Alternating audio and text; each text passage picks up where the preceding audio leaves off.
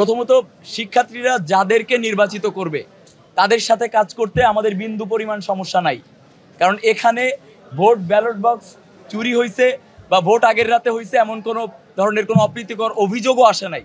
তার মানে শিক্ষার্থীরা যাদেরকে চাইছে তারাই এই জায়গায় আজকে আসছে।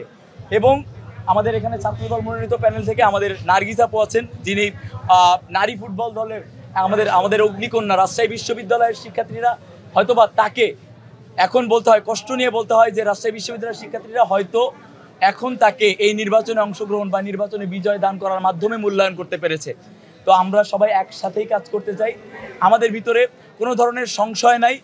আমরা কোনো দলীয় পরিচয়ের বাইরে গিয়ে একসাথে ইনশাল্লাহ শুধুমাত্র একটাই পরিচয় হবে, রাজশাহী বিশ্ববিদ্যালয় কেন্দ্রীয় ছাত্র সংসদের ভিপি, রাজশাহী বিশ্ববিদ্যালয় কেন্দ্রীয় ছাত্র সংসদের জিএস, এজিএস এবং অন্যান্য পদ। এর বাইরে কোনো পরিচয় ইনশাল্লাহ আমরা এই কাজগুলো হবে না আর কি। আমাদের রাজশাহী বিশ্ববিদ্যালয়ের শিক্ষার্থীদেরকে অসংখ্য ধন্যবাদ এবং কৃতজ্ঞতা জানাচ্ছি।